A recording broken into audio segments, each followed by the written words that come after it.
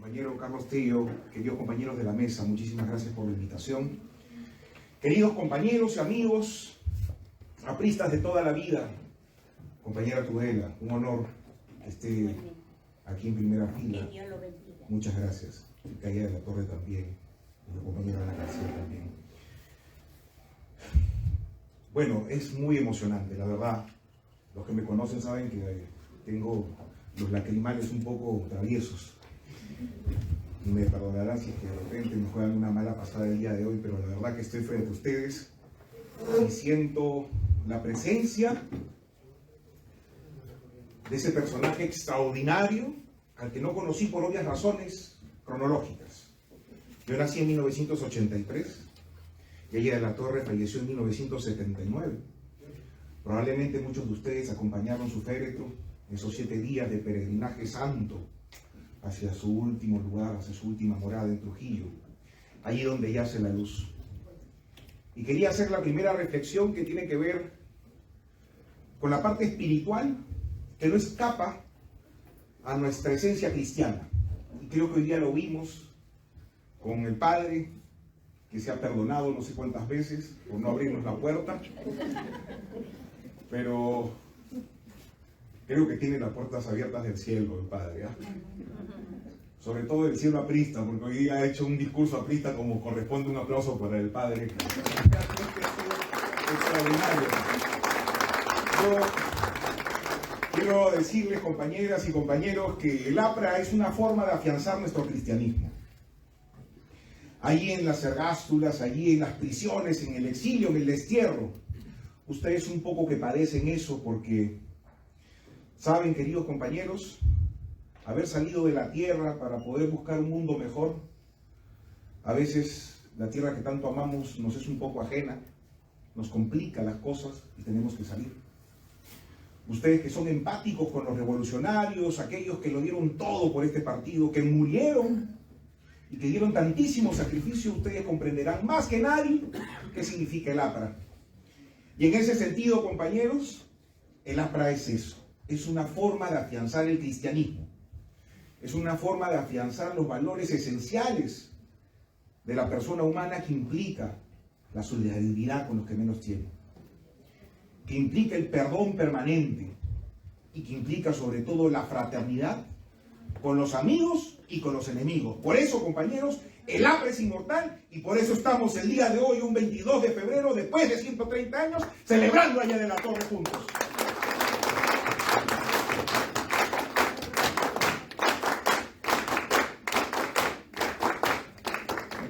Por eso, lo primero que yo quería, ya lo segundo que quiero recordarles, queridos compañeros, es que hay que entender al APRA como una integralidad. Y por eso, en ese sentido, quisiera que desterremos todo atisbo de complejo. Compañero Carlos Tello, usted que ha estado en la dirigencia de los comandos exteriores, usted que conoce el partido así como todos ustedes, queridos compañeros, siempre hay apristas que a veces dudan, como Santo Tomás, a propósito de las Sagradas Escrituras y del cristianismo. Dudan. Y dudan porque probablemente no tienen bien afiatados los principios, no tienen bien afiatados los grandes pormenores que la política, cuando se hace bien, uno padece. Y por eso quiero hablarles del aprismo integral, que ha trascendido a casi 101 años en la historia del Perú. Si algo le debe al APRA el Perú, es darle esa condición de país más o menos civilizado, porque tiene un partido que ha pervivido durante más de 100 años. Y esa es una buena noticia para el futuro. No solo es una gran noticia que ha iluminado el pasado de un país que no ha sabido comprenderse, sino además nos da la certeza de que los próximos 100 años, debido justamente a esta presencia, debido a la fe, a la voluntad, a la enorme esperanza que mantienen los apristas, podemos realmente pensar en un Perú sin pobres, sin excluidos, y un Perú con desarrollo, pero sobre todo con justicia social, como anunciaron nuestros fundadores. Por eso, compañeros, hay que pensar el partido en esa integralidad de 100 años. Ese partido... En el corazón. Así es. Ese partido, compañera, que no se acaba con la muerte de Haya de la Torre, sino que trasciende a él. Y que hoy, después de tantos años, de tantísimos años, de 48 años, o 46, ¿no? Estamos juntos, pensándolo, reflexionándolo, mirándolo y sobre todo trascendiendo. Entonces la historia del APRA va más allá de la muerte física de Víctor Raúl. Mucho más allá. La historia del APRA tiene 2 gobiernos. La historia del APRA tiene otros conductores, entre ellos el compañero presidente Alan García, quien supo conducir el país con los grandes y extraordinarios objetivos que nos trazamos, pero además los mejores resultados, sobre todo para los que menos tienen, y que muy bien el compañero Tello además ha pergeñado, ha dicho, nos ha recordado. Entonces, en medio de las dificultades propias de un país tan difícil como el nuestro, tenemos un partido como el partido de Haya de la Torre que sigue firme, que sigue permanente, que sigue con su historia, que sigue con su ideología, con su doctrina, con su pensamiento y su reflexión, y que sigue justamente para trascender y para transformar las bases del Perú. Entonces somos una historia sólida de 100 años, pero una historia sólida, esto es lo tercero, compañeros, que tiene que ver con principios esenciales. Y muy bien escuchaba aquí mi compañero, que ha sido generosísimo en su presentación, al cual le agradezco, que justamente esos principios tienen que ver con la consecuencia hercúlea, inmensamente titánica de Víctor Raúl. Esa voluntad, pero además sobre todo ese pensamiento consecuente y constante a lo largo de tanto tiempo, que nosotros los apristas hemos sabido entender e interiorizar, y por eso estamos aquí, compañeros. Las cosas no se hacen por efecto de la magia, aunque no hay mucho de magia, mucho de encanto, mucho de embrujo en nosotros, porque nuestros muertos nos hacen vivir, porque nuestros muertos nos soplan todavía para poder avanzar en esta historia extraordinaria que es la historia de la justicia social en el Perú. Pero se hacen con voluntad y se hacen con reflexión, y nosotros, compañeros, tenemos que sentir ese orgullo, ese honor de ser los grandes intérpretes de Haya de la Torre. Aquellos que hemos podido sostener su ideología, su doctrina, a pesar de que su partido tenga tantísimos problemas, justamente porque es un partido. Y tiene tantas tensiones, a veces irreconciliables, innecesariamente irreconciliables, pero que estoy seguro que podemos resolver. Y acá hay 3 cosas fundamentales dentro del pensamiento que nos han acompañado desde que alguna vez Haya de la Torre tomara la bandera indoamericana, se lo entregara a las juventudes de México.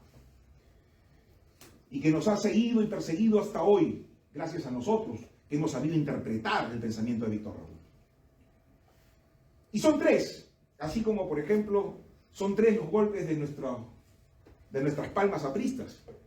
Los músicos me comprenderán, esas 2 corcheas y una negra, ¿no? Ta, ta, ta, ta, ta, ta. Víctor Raúl, Víctor Raúl. Son 3 puntos fundamentales. El primero, querida compañera, me encanta que sonría, porque hay esperanza. Un aplauso para la esperanza. Son 3 los principios del aprismo que nos han seguido a lo largo de 100 años. El primero, nuestra posición popular. Somos un partido de izquierda democrática porque somos un partido sensible a los problemas del pueblo. Pero realmente sensibles, no falsamente sensibles. Políticamente sensibles, no politiqueramente sensibles. Por eso es que los enemigos han querido destruirnos cuando nos dicen el APRA se derechizó, el APRA luego va por la izquierda, luego se va por la derecha, porque a los apristas no nos importa, no nos acompleja que los demás nos digan si somos de izquierda o derecha. Somos apristas, porque siempre estamos del lado del pueblo, porque elegimos siempre cuáles son las políticas públicas que realmente van a darle solución a los problemas del pueblo. Y no nos acomplejan. Ese es el aprismo, sin complejos. Hay delatores que renunciaron de ser derechista, de ser lejano al pueblo, de vender sus intereses, de traicionar sus principios. Siempre aquellos que no supieron entender la ideología aprista, porque justamente no eran apristas. Pero hay delatores que querían comprenderse con los demás, hizo denotados esfuerzos para poder construir un país no solo de apristas, sino un país de peruanos donde podamos armonizar, donde podamos conversar, pero sobre todo solucionar nuestros problemas de manera colectiva. Y eso es algo que todavía está pendiente pensar en el Perú. Y ahí tiene que ver otro tema fundamental. Es el tercero, pero voy por el segundo. Entonces lo primero, y siempre hay que hacerlo machaconalmente porque así nos enseñaron en la escuela de oratoria del partido, que hay que repetir las cosas, aunque hay que repetirlas a veces de manera un poco cansada, pero me perdonarán, pero además de estar emocionado, creo que es el momento para recordar nuestro pensamiento profundo y revolucionario. Entonces, lo primero que les decía es nuestro profundo posicionamiento popular. Somos de izquierda democrática y nunca perdemos ese objetivo. Nunca perdemos esa mirada. Que nosotros tenemos que resolver los grandes problemas del pueblo, porque los problemas del pueblo nos duelen. Porque el pueblo nos duele. Porque el APRA es el pueblo porque es vanguardia. Es el pueblo en marcha. No somos un grupo de caviares que tratan de usar consultorías para poder hacer unos diagnósticos, ganar plata, de USAID, fíjense ustedes, para luego rajar del imperio, como le dicen, y luego siguen viviendo con la plata del Estado, de las ONGs, a partir de diagnósticos. Nosotros queremos solucionar los problemas del país, pero sobre todo los que menos tienen, porque a nosotros sí nos duele el pueblo, porque somos el pueblo. Lo segundo, compañeros, nuestra profunda vocación libertaria, la libertad. No hay aprista que no realmente valore la libertad. La libertad como punto fundamental y sagrado del aprismo. Por eso ella la Torre fue siempre anticomunista y antifascista. Por eso ella la Torre siempre los combatió. Porque sabía de sus argucias, porque sabía de sus cantos de sirena, de su cebo de culebra, de todos aquellos que hablaban en nombre del pueblo, pero en verdad lo que querían era tomar el Estado para poder recortar las libertades. Y en algún momento, compañeros, el año 1928, cuando se escribe El antiimperialismo y el APRA, Aguirre de la Torre sacó una famosa tesis del Estado antiimperialista, que era un Estado bastante fuerte y que recortaba algunas libertades. Pero en este proceso de avance, Aguirre de la Torre se da cuenta y dice, las cosas han ido cambiando, el imperio hace lo suyo, es un país poderoso, pero también está cambiando de actitud. Entonces los apristas tenemos que cambiar de actitud y tenemos que comprender e integrar algunos principios fundamentales del mundo. Y eso se llama democracia, compañeros.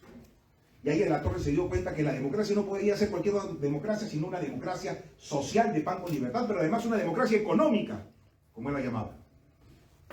La democracia económica implicaba ver al ciudadano no como un elector, sino verlo como un trabajador en su real circunstancia económica y social, para poder justamente solucionar sus grandes problemas.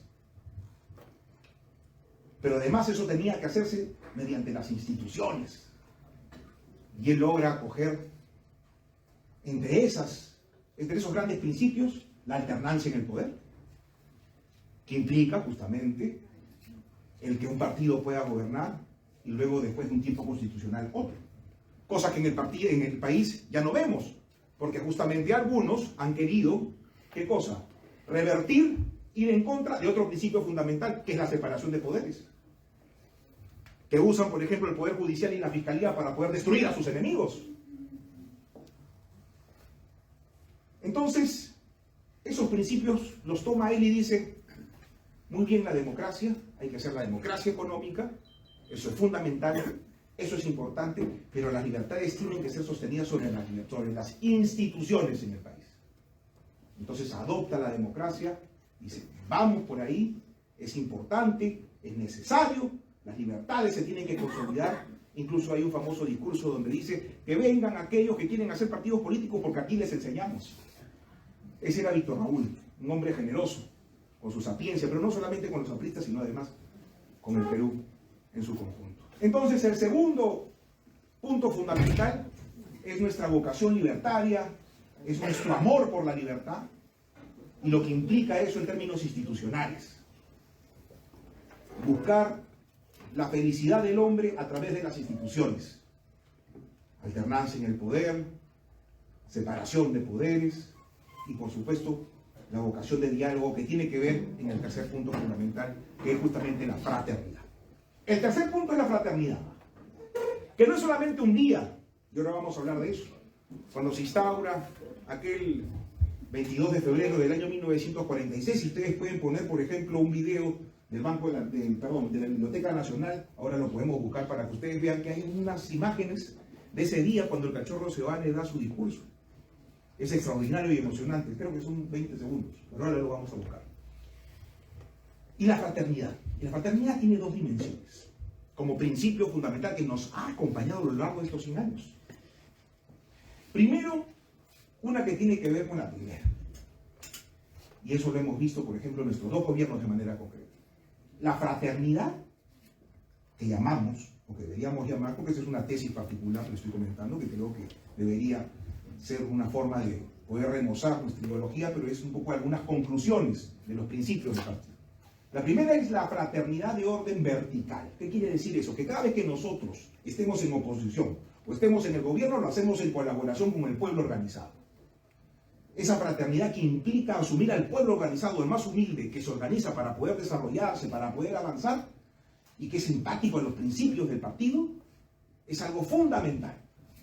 Porque nosotros no miramos como miran, por ejemplo, las derechas o los caviares o los comunistas de manera paternalista a aquellos a quienes queremos reivindicar, sino que nosotros queremos reivindicar porque miramos de tú a tú. Pero se le dice vertical en términos de que hay una organización, es decir, el Estado, ¿no es cierto? Hay un partido. Entonces hay que coordinar con las bases sociales en el Perú, a todos los colegios profesionales, a todas las organizaciones campesinas, a las organizaciones vecinales, para poder avanzar.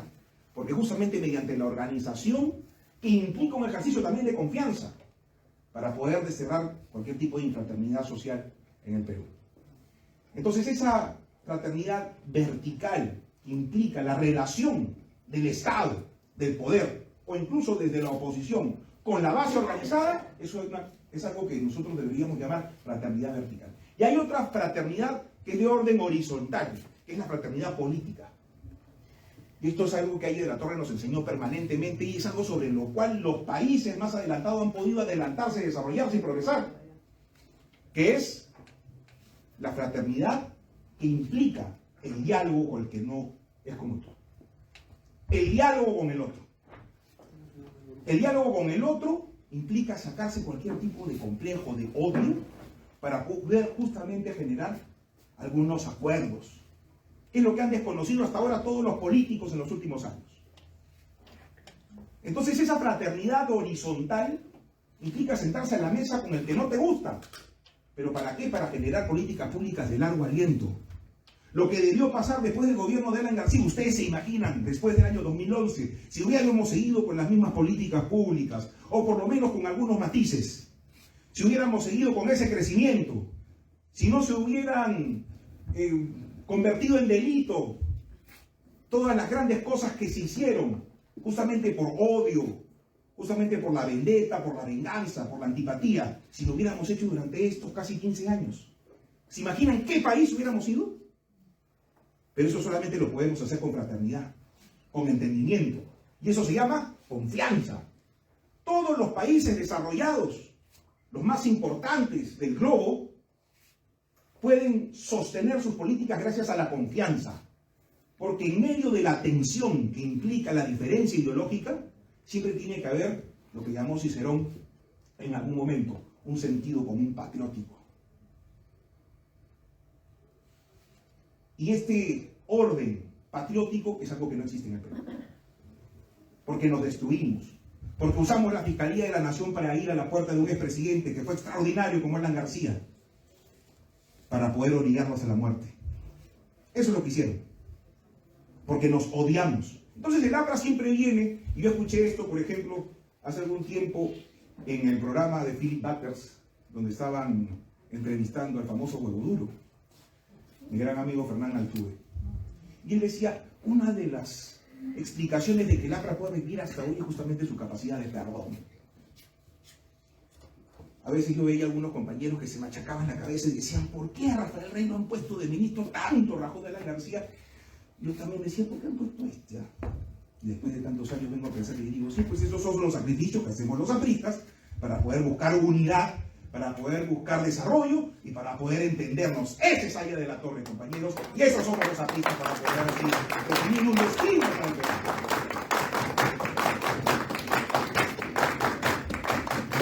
Entonces son tres grandes principios, compañeros, que nos han seguido a lo largo de la historia.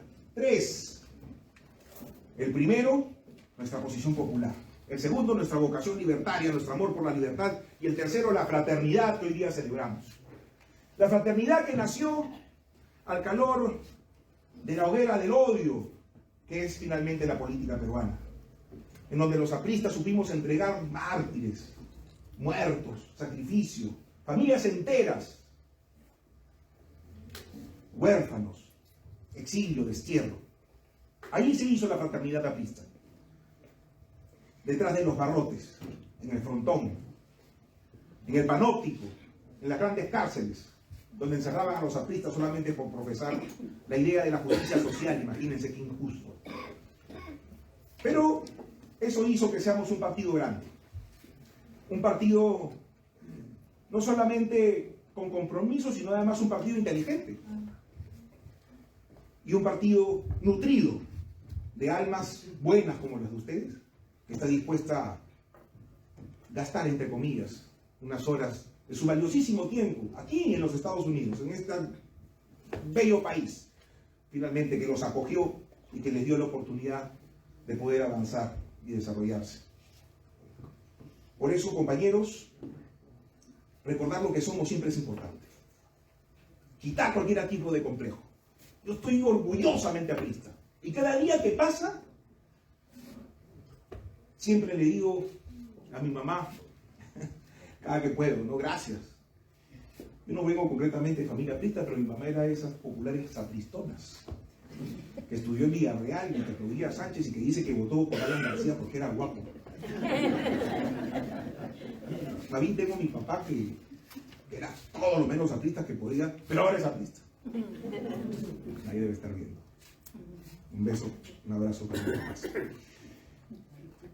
Ayer hacía una reflexión con los compañeros. ¿Estamos bien? De repente ya quieren comer y ya me voy. Pregunto por si acaso, porque el compañero de ellos está durmiendo, creo. No, ahí. Ayer hacía unas reflexiones a propósito de la aprista. ¿Quién tiene familia aprista por acá? Esa era la respuesta. Fíjense ustedes. Les voy a contar la anécdota. No le iba a contarla, pero bueno, ya que estoy emocionado y me ha permitido contárselo, voy a contar una anécdota. Yo estudié en la Católica, en la Universidad Católica. Entonces, nido de caviares. Y por obvias razones naturales tenía amigos caviares, ¿no? Gente con la que compartía la carpeta, que eran evidentemente caviares. Pero bueno. Muy famoso antes, ahora ya no hay, era el famoso Carnavales de Barranco. Entonces yo estaba totalmente atemperado, pero no de temperatura, sino de témpera. Y estaba con la cara manchada, bueno, las chelas y todo eso. Estoy haciendo mi cola para el baño y al costado aparece una caviar. No voy a decir su nombre porque lo voy a hacer más conocido. Pero bueno, esta caviar me mira, nos miramos, no sé, como que, hola, ¿qué tal? ¿Cómo estás? No sé. Sabía que yo era miembro del comando universitario, glorioso comando universitario aprista de la Católica, de la resistencia, de la caviarada. Entonces me dice, le salió así, ¿eh? Oye, tú debes ser aprista por tu familia, ¿no? Por tu mamá, por tu papá, pero me lo dijo con un desdén. Entonces yo agarré y me puse a reflexionar. Y era justo lo que no soy. No propiamente aprista, pero la curiosidad aprista sí es cierto que con mi madre fuimos al mitin de Alan García el 27 de enero del año 2001, donde quedé pregnado desde abajo y desde lejos, y mirando y escuchando al gran Alan García, que afortunadamente luego conocí. No me imaginé nunca que iba a verlo, que iba a estar en este partido hasta este día, 22 de febrero de 2025, pero en ese momento quedé absorto. Pero, bueno, vamos al año 2000. 4, 5, un poco más. Y me dice eso. Entonces yo quedé un poco afectado en el sentido de que no sabía qué responder. Entonces le dije, no, me dice aprista. Bueno, mi mamá hizo una pequeña explicación. Pero bueno, eso me permitió hacer la siguiente reflexión.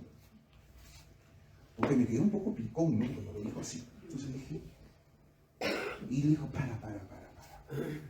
Un momento. ¿Y esta señora quién es? No voy a decir su nombre, pero resulta que su papá era congresista por un partido caviar. Y era un dirigente muy conocido, caviar. Al poco tiempo me tocó otra situación complicada, más bochornosa. Fui a una reunión con un amigo que se estaba graduando y ahí estaba la hija de un conocido antiaprista. No voy a decir su nombre porque también lo voy a hacer. Y de pronto en un momento me quiso vacilar con el tema del APRA. Y yo también me defiendo. Comprenderán que uno saca cintura en el camino, vas polemizando y vas haciendo. Entonces parece que se picó con lo que le dije y de pronto me dijo, maldito aprista, vas a morir como tu jefe, en fin, pero era un odio terrible. Y yo decía, ¿y esta hija de quién es? De un furibundo antiaprista. Entonces, compañeros, quiero decir lo siguiente. A comparación de las otras ideologías políticas que no necesariamente tienen un basamento y una organización, nosotros sí tenemos una organización. Y claro, nos es identificable, somos identificables y siempre somos minoría ahí en el mundo exterior. A todos ustedes les debe haber pasado que profesando su militancia, cuando van a una fiesta, por ejemplo, no falta alguien que dice, oye, tú eres el único aprista que me cae. ¿No? A todo el mundo le ha pasado. ¿Ah? Tú eres el único aprista que me cae. Siempre nos pasa, porque siempre mostramos nuestro prismo y claro, los comunes a veces son más. A lo que voy es nuestro prismo familiar. Que la política es en verdad umbilical. Así como uno profesa amor por el Perú desde el aprismo, hay otros que profesan odio.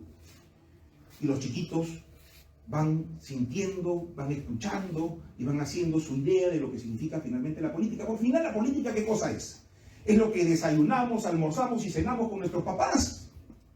Y en el caso particular del APRA más. Porque como los apristas somos locos y fanáticos, estamos ahí, pensamos por el Perú, lloramos por el Perú, y los comunistas no nos gustan y nos ponemos rojos y todo eso lo ven los chicos y los nietos y los sobrinos, y eso va alimentando, y eso también es aprismo. Y eso nos hace diferentes y distintos, porque tenemos además un partido, tenemos una organización, tenemos nuestros cantos, y tenemos una serie de características particulares que nos hacen, yo diría superiores, pero bueno, que nos hacen diferentes, pero que nosotros disfrutamos. Y por eso que cuando alguien insulta al APRA, por eso digo yo que el APRA es nuestro tercer apellido, cuando alguien insulta al APRA uno siente que le están mentando la madre, ¿no es cierto? Porque estás insultando a mi padre, a mi madre, que me dio esta ideología, esta doctrina, esta estrella, que está aquí, que nos hace felices, que nos hace estar tranquilos con nuestra conciencia. Y es hermoso. Y cuando alguien insulta al APRA, y eso tiene que ver mucho con algunas intervenciones que he tenido a lo largo de mi etapa como polemista, como aprista en medios de comunicación, yo siento que están insultando a mi madre. Porque el APRA es familia. Porque el APRA es esto. Estamos juntos, entre hermanos. Es una iglesia, disculparán. Pero somos también una iglesia, una fraternidad hermosa, enorme, por la cual estoy seguro vamos a seguir entregando nuestras vidas, compañeros.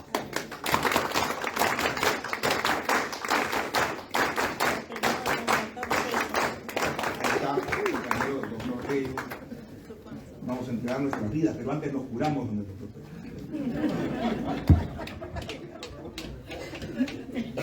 Entonces el Perú ha tenido en los últimos, desde que salió Fujimori, en esta suerte de democracia precaria, ha tenido tres grandes etapas, digamos, en términos de alternancia en el poder. Una que fue con Toledo, donde entraron los caviares, bebieron las mieles del poder y de los presupuestos públicos, y de ahí como una droga quisieron volver, pero entramos nosotros. El año 2006 al 2011. El segundo gobierno aprista, triunfador, exitoso. Y salimos como buenos demócratas, terminamos nuestros 5 años, y salimos, tuvimos una crisis en el partido, no pudimos resolverla, bueno, no ganamos las elecciones, terminamos con 4 congresistas y entró Ollanta. Y a partir de Ollanta, la PPK, el inefable Vizcarra, el cretino de Sagasti, este pobre señor usado. A mí me da pena, no me da cólera el señor Castillo, ¿no? Será porque es del pueblo, pero bueno, en fin, usado por los comunistas. Creo que ni siquiera él tenía muchas las ideas claras, ¿no? Un poco del drama también de la anemia infantil. De verdad, no, yo digo, no de broma, en serio, me ha salido una risa malvada por su culpa. Pero sí, creo que fue una venganza del Perú contra el Perú. Y nos espeta y nos dice, mire, ¿qué es lo que tenemos que solucionar? Mira, para que no pase estas cosas, solucionen la anemia infantil, que está pendiente, y a partir de 2026 vamos a solucionar la anemia infantil, los apristas, porque vamos a llegar a este gobierno.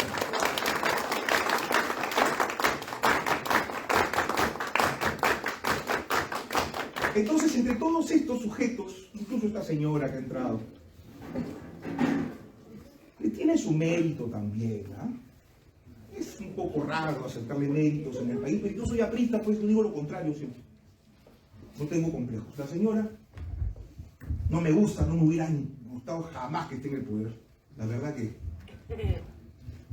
Pero nos salvó de una situación bien complicada. Sendero Luminoso estaba en Palacio de Gobierno. Esta señora, por ejemplo, a comparación de Milei, que ha hecho una torpeza enorme, no sé qué va a pasar ahí en Argentina con esto de las libras, ustedes deben haber visto en las noticias, que hizo campaña por unas inversiones un poco truchas, raras. Esta señora no ha tenido esas cosas, que ha tenido estas frivolidades, que de verdad merece todo lo peor. Pero yo pienso en el Perú y pienso en la tranquilidad que debemos tener hacia el 2026 para poder solucionar nuestros problemas con orden y con instituciones. No me gusta, es un régimen tremendamente mediocre, tremendamente frívolo, pero la señora ahí está surfeando, tiene una capacidad para surfear impresionante, impresionante. Yo, de verdad, me saco el sombrero por eso, porque es tan precaria, es tan mediocre, que la señora ahí va con su tabla de la mediocridad surfeando. Y no sé por qué la aguantamos tanto. Será porque probablemente los apristas no están en el poder, perdón, en el Parlamento, porque si estuviéramos en el Parlamento ya hubiera pasado algo. Pero bueno, Dios nos ha dado la oportunidad de tener esta tranquilidad y a la vez padecer de esta democracia precaria. Pero lo que quería llegar era que a partir de Alan García, todos estos señores que estuvieron en el poder eran simples fantoches de un poder que estaba atrás. Ese poder caviar, hay que decirlo sin ambajes. El poder caviar. Esta gente que se aconchaba con los medios de comunicación, esta gente que tiene un manejo enorme de redes sociales, esta gente que tiene presupuestos de ONGs y que además han querido atenazar y secuestrar el poder de turno. Entonces, la única alternancia que ha habido ha sido entre los caviares, Alan García y 14 años de caviares, o 15, hasta el 2026. Pero hay que decirlo así, ha sido el gobierno de los caviares y todos los que han estado ahí encima son simples aventureros o nombres sin ningún tipo de sentido. Ollanta, PPK. Nada, cero. Y lo único que han hecho es retroceder al Perú. Nosotros dejamos 20 puntos de pobreza menos. Y hoy en día eso se ha ralentizado en el mejor de los casos. En el peor de los casos hemos vuelto con 2 puntos más. A pesar de que los precios de los metales son mucho más altos de los que teníamos nosotros. Por lo cual, lo primero que hay que desterrar nuevamente y decirles a todos aquellos críticos que dicen que el APRA hizo un buen gobierno porque había precios de los metales y el famoso piloto automático. ¡Mentira! ¡Mentira! Eso se llama ejecución, eso se llama compromiso, pero eso se llama objetivos claros que solamente tienen los apristas, compañeros. No lo tienen más nadie, eso ya lo hemos comprobado. 14 años de caviares, 5 años con Toledo, eso no tan bien, pero por lo menos ahí había otra gente.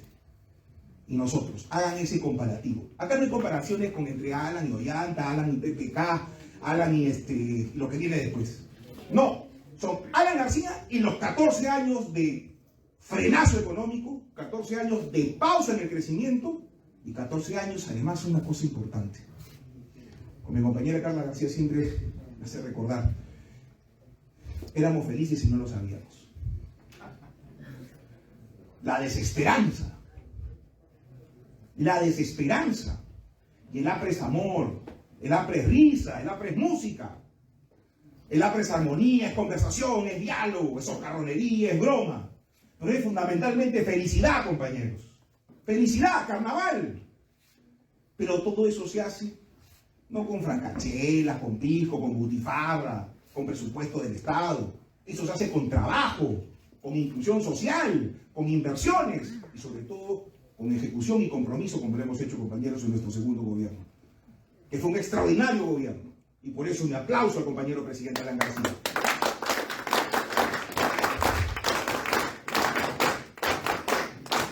Hemos llegado entonces con esta retórica pro-marxista de ralentizar las cosas, de ahuyentar las inversiones.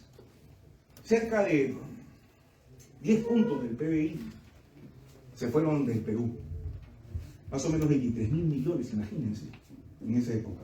Además, cerca del 20% entre CTS y el fondo de pensiones que se retiraron, con lo cual la caja de los bancos y del Estado comienzan a flanquear, porque justamente es con esa plata que los bancos comienzan a prestar y a apalancar los famosos préstamos para poder dar inversión y poder así generar las obras que uno necesita y impulsar el músculo de la inversión privada.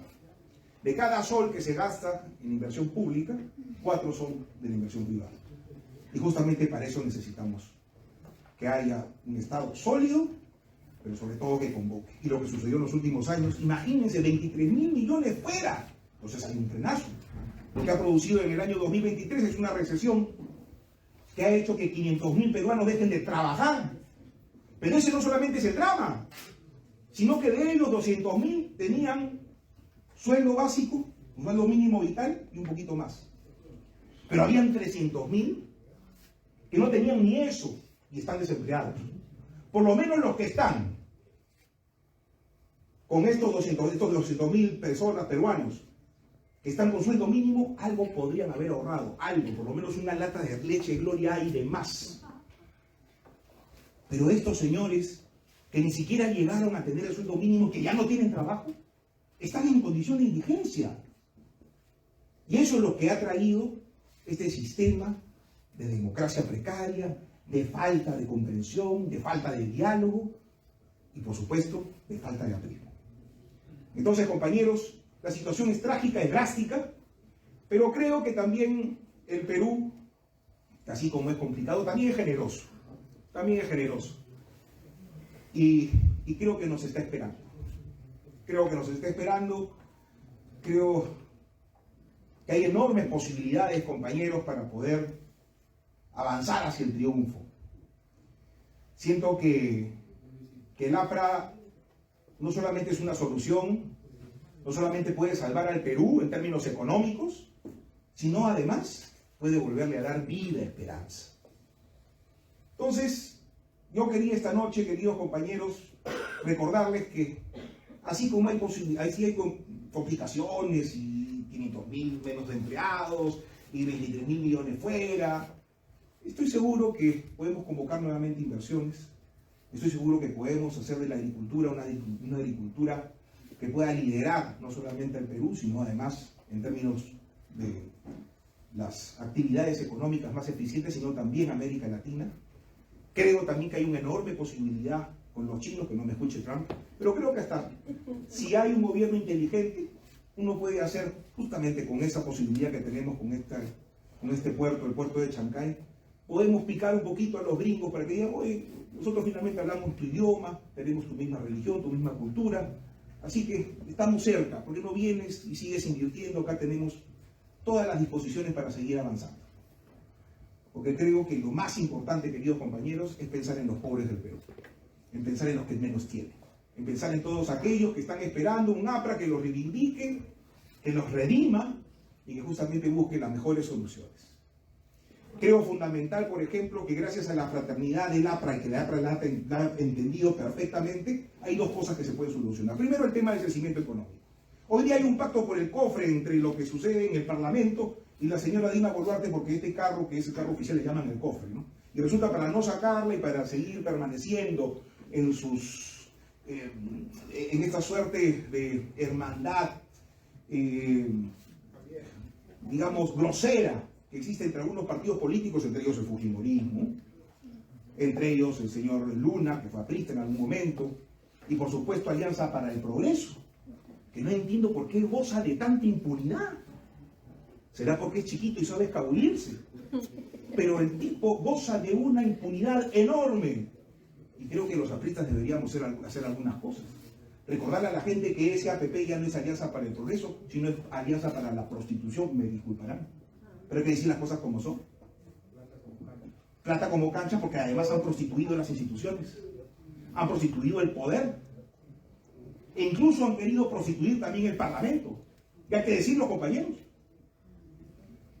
Y así como hay esos partidos, también están los otros partidos que están fuera, como por ejemplo los de Antauro Humana. Antauro Humana y los etnocaceristas no quieren la democracia, evidentemente, ¿no? Es un fascismo andino un poco raro, un tipo violento, que no tiene nada que ver con los principios esenciales del aprismo, que es desarrollo y felicidad para todos los pobres, y sobre todo para todos los peruanos, por supuesto. A mí me encantaría ver a los compañeros, eso les digo a los compañeros de provincia, a los compañeros de las regiones, compañeros. ¿Saben cuál es la foto del 2026? La foto del 2026, lo digo aquí en Nueva York, seguramente mis compañeros me van a aplaudir después de esto. Es ver una plaza pública donde ustedes, compañeros, se entreguen a la guerra con palos, patadas y piedras contra los etnocaceristas. Ahí van a decir, el pueblo del Perú dice, ahí están los apristas nuevamente. Ahí están los búfalos para defendernos, para defender la democracia, para defender la libertad y los ideales de Víctor Raúl, compañeros.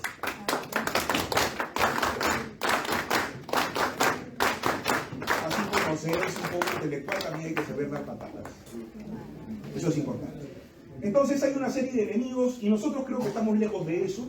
Hemos descansado de estos años de tensión entre los destinos de la patria y lo que se hace en términos de politiquería.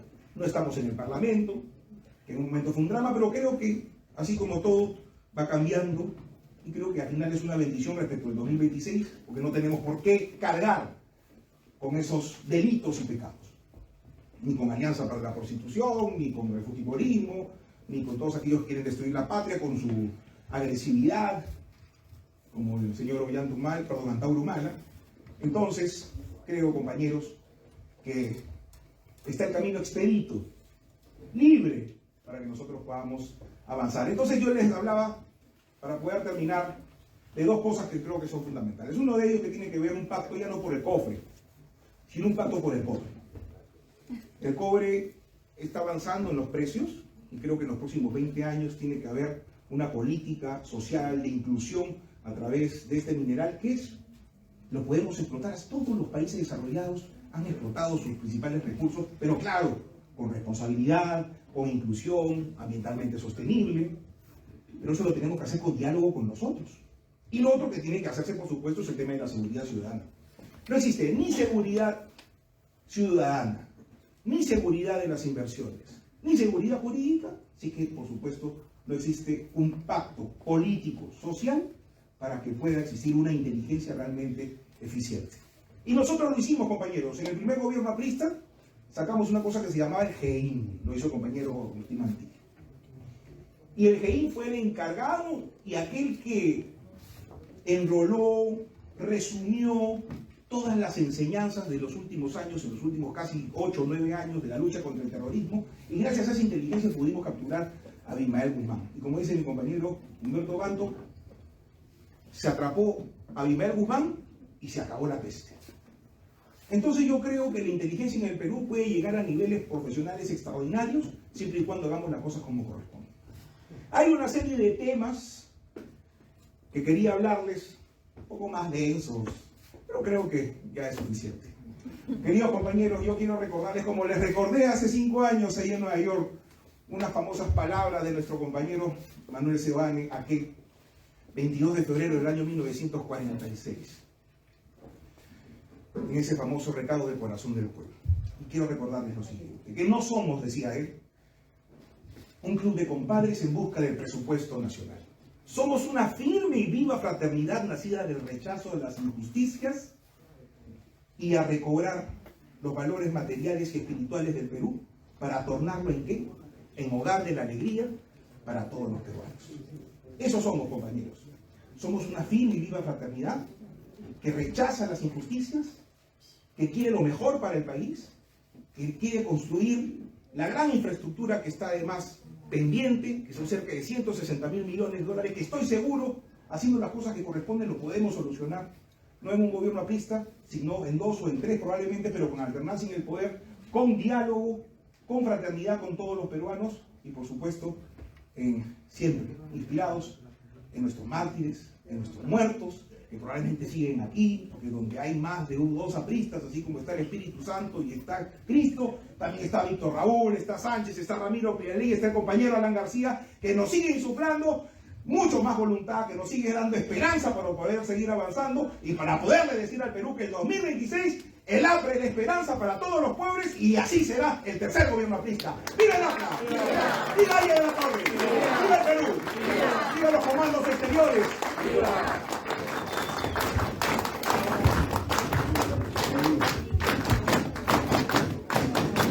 Bueno.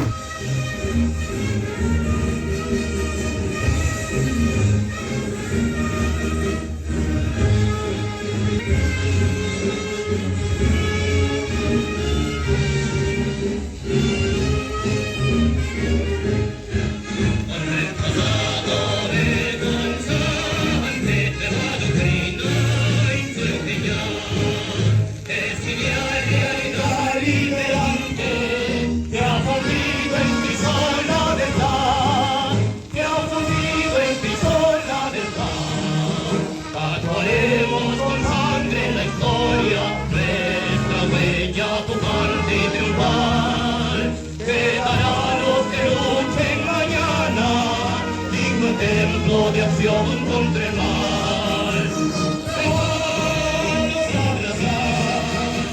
La nueva religión, la alianza popular conquistará la anciana redención.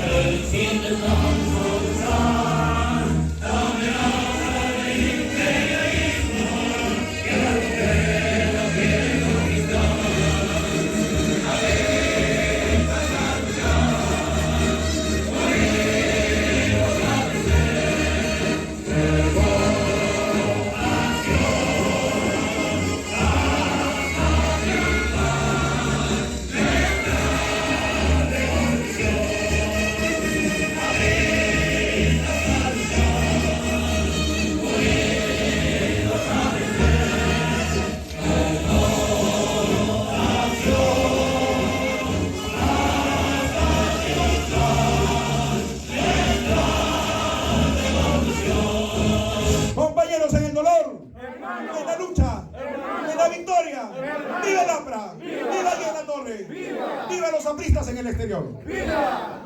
Compañero Víctor Raúl. Presente. Compañero